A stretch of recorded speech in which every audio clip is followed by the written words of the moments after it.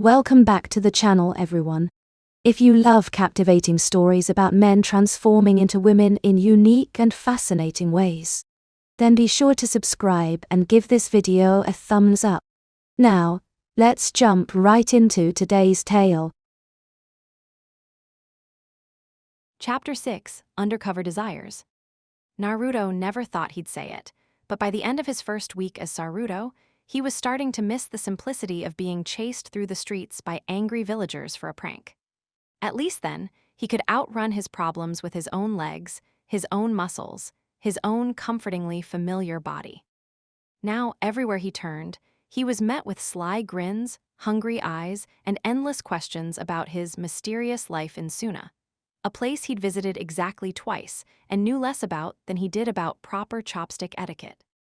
Worse, he was starting to get used to the way people looked at him. The sidelong glances from shopkeepers, the appreciative double takes from off-duty shinobi, the curious whispers of "Is that Sakura's twin?" that followed him through the village like persistent shadows. It was flattering, disturbing, and a little addictive, like the first taste of sake that burned going down but left you warm and loose-limbed, craving more. His borrowed body had become less alien with each passing day. The initial awkwardness, that feeling of being a puppeteer wrestling with tangled strings, had gradually smoothed into something closer to fluency. He no longer tripped when walking in sandals. His hips had learned their natural sway. His hands moved with Sakura's delicate precision rather than his own blunt force. Even his voice had settled into a register that felt, if not natural, at least not jarring when it emerged from his lips. The hospital's break room buzzed with the particular energy unique to medical facilities. That mixture of exhaustion, gallows humor, and caffeine addiction that sustained healers through long shifts. Fluorescent lights cast everyone in an unflattering pallor, yet somehow enhanced the vibrant pink of his borrowed hair, drawing eyes to him wherever he went. Metal chairs scraped against linoleum, paper cups crinkled, and beneath it all, the constant undercurrent of gossip, Konoha's true lifeblood.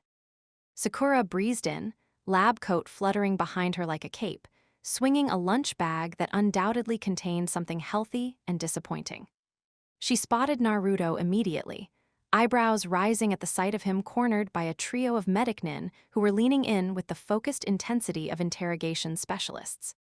"So, Saruto, you're really Sakura's cousin?" one nurse asked, a willowy brunette whose name tag read Yuki. Her eyes were wide with carefully cultivated disbelief, the kind that invited confidences and slipped secrets. "The resemblance is uncanny, but you're so different." Naruto nodded, practicing his sweetest smile, not his usual face-splitting grin but something softer, more mysterious, with just a hint of dimple. "That's right, we're practically twins." He tucked a strand of pink hair behind his ear, the gesture still conscious but becoming more natural with repetition. "Our mothers were sisters, strong genes in the Haruno family." "Except you're taller," another nurse giggled, her gaze sweeping over Naruto's borrowed form with clinical assessment. "And, well, curvier, must be all that special training they do in Suna." The comment sent heat rushing to Naruto's cheeks, a blush he couldn't control blooming across skin that seemed perpetually more reactive than his original bodies had ever been. He tugged self-consciously at his borrowed blouse, a pale blue thing with delicate embroidery that Sakura insisted was modest, but felt anything but when he moved. "Must be the Suna air," he joked, voice pitched just high enough to mask the underlying timbre that might give him away. "All that sand exfoliation." The improvised explanation earned a round of laughs, encouraging him to continue. "Plus, less ramen, more cactus juice, very slimming." "Cactus juice?" The third nurse leaned forward, intrigued. "Is that why your skin is so clear? You have to tell me your beauty secrets." "Oh, well," Naruto began, preparing to launch into an entirely fabricated skincare routine involving desert minerals and scorpion venom, when Sakura dropped gracefully into the seat beside him, giving him a not-so-subtle nudge under the table that nearly bruised his shin. "Don't encourage them, Saruto," she warned, though her eyes sparkled with concealed amusement. "You'll ruin your reputation on your first week." She unpacked her lunch with surgical precision, a colorful arrangement of vegetables, rice, and something suspiciously green and leafy. Naruto leaned closer, whispering behind his hand, "Too late. I think half the village thinks I'm here for a steamy forbidden romance with either you, Ino, or that mysterious ANBU captain with the wolf mask. He reached over to steal a cherry tomato from her bento, savoring the small burst of flavor. The other half is just waiting to see if I trip and fall into the men's bath again. That was entirely your fault, Sakura hissed back, swatting his hand as he reached for another tomato. Who confuses east and west after living in this village their entire life? The signs were faded, Naruto protested, and your eyes don't see color the same way mine do. Everything's all pinker. Sakura grinned, the expression somewhere between sympathetic and sadistic. Well, you are forbidden, especially from the medicine cabinet. I heard about your little chakra experiment yesterday. She paused meaningfully. From Tsunade-sama herself. Naruto winced, recalling how he'd nearly set the supply closet on fire trying to heal a paper cut. He'd forgotten that Sakura's chakra control was precise, refined, completely unlike his own brute force approach to Jutsu. What would normally be a surge of energy had channeled into a pinpoint of intense heat that turned a simple healing attempt into an impromptu flamethrower. I'm learning, slowly, he pouted, an expression that felt strangely natural on Sakura's more expressive face. Besides, I put out the fire before it spread to anything important, and I replaced the singed curtains. He paused, frowning. Although I think I owe Shizune a new clipboard. And a potted plant, Sakura added dryly. And possibly a new hairstyle, since you scorched half her bangs off. Details, Naruto waved dismissively, then froze mid-gesture as the entire atmosphere of the room suddenly shifted. The ambient chatter dropped several decibels, replaced by a buzz of anticipation that raised the hair on the back of his neck. From the corner of the room, Ino's voice rang out with theatrical timing. Sasuke's on his way in. Look alive, ladies. She stood near the door, blonde ponytail swinging as she mock-whispered loud enough for the entire break room to hear. And he's wearing the black training gear. You know, the one that shows off his tactical advantage, Sakura cut in smoothly, throwing Ino a warning glance. Professional shinobi focus on tactical advantages, Ino pig not, other attributes. Speak for yourself, forehead, Ino retorted with a wink that encompassed half the room. Some of us can multitask. The room buzzed with suppressed energy as Sasuke strolled in with the casual grace of someone completely unaware, or perhaps acutely aware, of the effect he had on his surroundings. His dark hair was slightly damp, likely from a recent training session, falling across one eye in a way that somehow enhanced rather than concealed the sharpness of his gaze. True to Ino's announcement, he wore fitted black training clothes that left little to the imagination regarding the lean strength built over years of intense battle. His eyes scanned the crowd, dismissing most with the briefest of glances, then landed on Saruto like a hawk spotting prey. For a moment, everything else faded into peripheral blur, the background noise dampened as if someone had thrown a blanket over the world. Naruto felt his breath catch in a way that was entirely foreign to his usual physiological responses. It wasn't the tight-chested anticipation of a battle or the breathless excitement before a prank. This was different. A fluttering sensation that began somewhere beneath his ribcage and radiated outward, making his skin feel too tight, too sensitive, too aware of the silk blouse against his collarbone and the weight of Sasuke's gaze like a physical touch. With the direct purpose that characterized everything Sasuke did, he crossed the room, ignoring the not-so-subtle flutter of eyelashes and strategic shifting of postures that greeted his passage. He dropped into the seat across from Naruto, dark eyes unreadable but intensely focused. Saruto, he said, the name still carrying that hint of skepticism or perhaps amusement. Walk with me? It wasn't quite a request, not quite a command. Somewhere in the ambiguous middle ground Sasuke had always occupied in their relationship. Naruto shot Sakura a desperate look that silently screamed, "Save me," or possibly, "Come with us before I say something catastrophically stupid."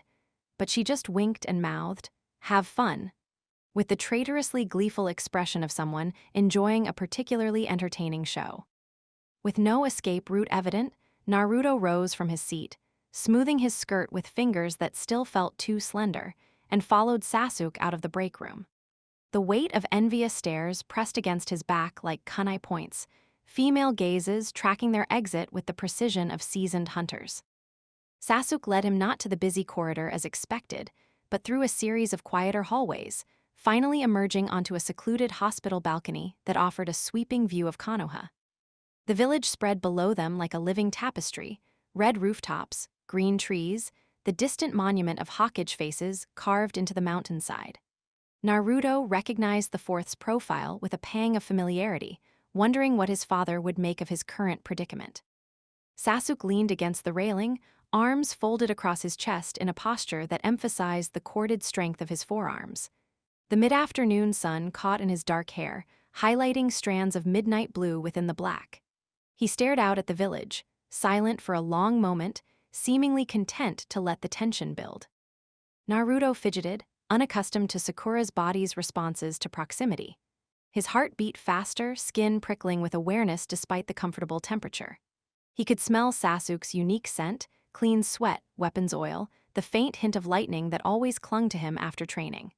It was a familiar smell, one he'd recognized for years, but somehow his current form processed it differently, registering it as appealing rather than merely identifiable. "Did you need something?" Naruto finally asked, unable to bear the silence any longer. His voice came out higher than intended, with a slight breathless quality that made him want to clear his throat. Finally, Sasuke spoke, still gazing at the horizon. "You're not like the other visitors. You're comfortable here, you know your way around." His tone was casual, but Naruto recognized the subtle interrogation technique: start with observations, lead the subject to reveal more than intended. Naruto forced a laugh, fighting to keep it light and feminine rather than his usual boisterous bellow. "Guess I just pay attention." He leaned against the railing beside Sasuke, careful to maintain a respectable distance. "Sakura's given me detailed tour. Very detailed. Excruciatingly detailed, actually. You know how she is with her explanations." Sasuke turned then, studying him with an intensity that made Naruto want to squirm. Those dark eyes missed nothing: the nervous shift of weight, the too tight grip on the railing, the subtle tells that might betray him. "You remind me of Naruto," Sasuke said abruptly, the statement landing between them like a dropped kunai. Naruto blinked, genuinely caught off guard by the direct comparison. Had he been that obvious? Was his cover already blown? He scrambled for a response that wouldn't sound defensive. "Oh, is that a good thing?" he ventured, hoping his expression conveyed innocent curiosity rather than panicked guilt. A shadow of a smile crossed Sasuke's lips, not the smirk he often wore, but something softer, more genuine. It transformed his features, lighting his eyes in a way Naruto had rarely seen. "It's never boring." The simple statement carried a weight of history between them, years of rivalry, friendship, betrayal, and reconciliation distilled into 3 words. Naruto swallowed, heart thudding against his ribcage with a rhythm that felt foreign in this borrowed chest. "Naruto sounds interesting," he managed, threading carefully through the conversational minefield. "Sakura's told me stories, lots of pranks and ramen," he paused, then added, "and saving the world, I guess. That too."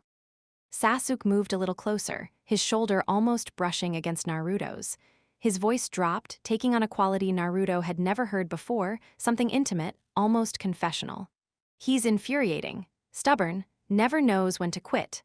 A pause, significant, but you can't help but notice him, even when you're trying not to.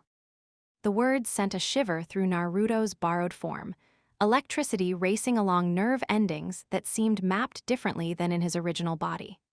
The sensation wasn't localized, but diffuse, spreading from his core outward in waves that left his skin hypersensitive, cheeks flushed. "Maybe I like stubborn men," Naruto heard himself say, the words emerging before he could censor them. Was that Sakura's influence, her body's muscle memory of flirtation, or something of his own consciousness, freed from its usual constraints? Sasuke's eyes darkened, the corners of his mouth twitching in what might have been a smirk or something more dangerous. He shifted closer still, until barely a handspan separated them. "Careful, Saruto," he murmured, voice low enough that Naruto had to lean in slightly to hear. "Around here, you get what you ask for." The air between them seemed to thicken, charged with potential energy like the moment before lightning strikes. Naruto found himself acutely aware of every detail: the slight rise and fall of Sasuke's chest with each breath, the faint scar above his left eyebrow from a mission gone wrong, the impossible length of his eyelashes casting shadows on sharp cheekbones. They stood there in taut silence, the charge between them almost visible, reminiscent of the crackling energy before a clash of jutsus, but somehow more intimate, more loaded with unspoken possibilities. Naruto's mind raced, thoughts tumbling over each other in confused spiral. Is he flirting with me? Or with Naruto? Or both? And why does it make me feel like this? Like I'm melting from the inside out, like my skin is too tight, like I want to move closer and run away simultaneously. Before Naruto could say anything else, before he could either salvage the situation or plunge them both into deeper complications, the balcony door banged open with unnecessary force, the sound shattering the charged atmosphere like a stone through glass. Sakura poked her head out, grinning with the deliberate brightness of someone staging a rescue operation. Her eyes darted between them, taking in their proximity with a raised eyebrow. Saruto, time for your, appointment with me, alone. She emphasized the last word, gesturing emphatically with a clipboard. Very important, medical things. Sasuke straightened, putting slight but deliberate distance between himself and Naruto. His expression smoothed back into its usual impassivity, but something lingered in his eyes, a spark of interest, perhaps, or amusement at the transparent interruption. He gave a slight nod, acknowledging Sakura's presence without moving away from the railing. We'll continue this later, he said, the statement carrying multiple possible interpretations. His eyes lingered on Naruto as he reluctantly followed Sakura toward the door. See you around. The simple farewell somehow sounded like both a promise and a challenge, sending another ripple of awareness through Naruto's borrowed form. Only when they were safely back inside, several corridors away from the balcony, did Naruto let out a breath he didn't know he was holding. He sagged against the wall, pressing a hand to his chest where his heart still raced with unfamiliar rhythm. Sakura raised an eyebrow, green eyes glinting with curiosity and suppressed amusement. Well, what did he say? You look like you've either been thoroughly kissed or thoroughly terrified. Neither, Naruto groaned, running a hand through pink hair that still felt strange between his fingers. Both, I don't know. He straightened, adjusting the blouse that had twisted slightly during their hasty retreat. He said I remind him of Naruto, and then he started acting all intense. Intense how? Sakura pressed, leaning in with undisguised interest. Interrogation intense, or I'm secretly checking you out but pretending I'm not intense, because there's a difference, and with Sasuke, it's sometimes a very fine line. The second one, Naruto admitted, heat rising to his cheeks again. Definitely the second one. He got all close. He demonstrated with his hands, showing the diminishing space between them. And his voice did that thing where it gets all low and... Sakura nodded sagely, a slow grin spreading across her face. The voice thing, classic Sasuke move. He thinks no one notices he does it on purpose. He does it on purpose, Naruto squeaked, the sound embarrassingly high. Sakura grinned wider, eyes twinkling with the delight of sharing forbidden knowledge. Welcome to the club. Sasuke only gets like that with people he actually likes, or is trying to intimidate into submission, but in this context, definitely the first one. She paused, considering. Though with him, those categories sometimes overlap. Naruto groaned, pressing his hands to his heated cheeks as if he could physically suppress the blush. This is getting out of hand. What if I want him to, he broke off, unwilling to finish the thought aloud. Sakura cut him off with a laugh, the sound genuine and warm. You're in deep, aren't you? Don't worry, it's not just you.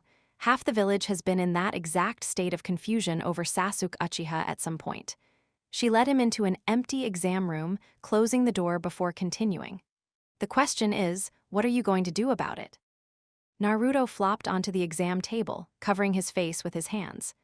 The cool paper crinkled beneath him, providing minimal relief from his internal temperature. Sakura-chan, your life is exhausting, he complained through his fingers.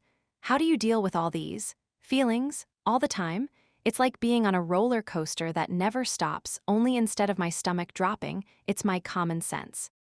She patted his knee sympathetically, though her eyes still danced with barely suppressed mirth. You haven't even seen the half of it. Wait until Hinata invites you for girls' night. Naruto peeked through his fingers, expression morphing into one of abject horror. Girls' night? With Hinata? My Hinata, the one who thinks I'm on a secret mission right now? His voice rose with each question, panic setting in. What does that even involve? Do I have to wear a dress? A real one, not just these weird half-dress things you call skirts. Sakura grinned, the expression decidedly wicked. Oh, absolutely, and heels, and maybe a little makeup. She tapped her chin thoughtfully. Though we'd have to be careful with lipstick. It's hard to explain why Saruto suddenly has the exact same kissable pout that Sakura's been perfecting since we were 15. Kissable, Naruto spluttered, then processed the rest of her statement. Wait, you practice your pout? I knew it. I knew that wasn't natural. A ninja uses every weapon at their disposal, Sakura replied primly, though a smile tugged at her lips. Some are just more subtle than Rasengan. Naruto groaned again, but there was a smile on his lips too, the familiar banter grounding him amidst the chaos of new experiences and sensations. If I survive this, I'm never pranking you again, he vowed, raising a hand as if taking a solemn oath. No more sexy jutsu, no more stealing your lunch, no more replacing your shampoo with pink hair dye. That was you, Sakura's eyes narrowed dangerously. Hypothetically speaking, Naruto backtracked hastily. Very hypothetical, completely theoretical prank that someone who isn't me might have considered. Sakura laughed, the sound dissolving her momentary anger, and looped her arm through his in a gesture that felt strangely natural. Come on, Saruto. Let's go find out what else this crazy village has in store. I think I saw Kakashi-sensei in the lobby earlier, and if he catches sight of you, the day's about to get a whole lot more interesting. As they walked back into the chaos of the hospital, Naruto adjusting to the rhythm of moving in Sakura's body, growing more fluid with each passing hour, he realized something strange. Despite the confusion, despite the unexpected emotions, despite the constant danger of discovery, he didn't want the adventure to end. There was something exhilarating about this new perspective, this chance to see the world and himself through entirely different eyes. And from across the hospital, through a window overlooking the main entrance, Sasuke watched them go. He leaned against the frame, arms crossed, dark eyes unreadable as they tracked the distinctive pink hair moving through the crowded lobby below. A slow, contemplative smile spread on his lips, transforming his usually severe features into something almost boyish. For the first time in years, he was looking forward to tomorrow, to the next encounter, the next verbal sparring match, the next opportunity to test the boundaries of whatever game they were playing. The familiar anticipation he'd always felt around his most unpredictable teammate, now wrapped in an intriguing new package. In a village where secrets rarely stayed buried for long, this particular deception promised to be the most entertaining yet.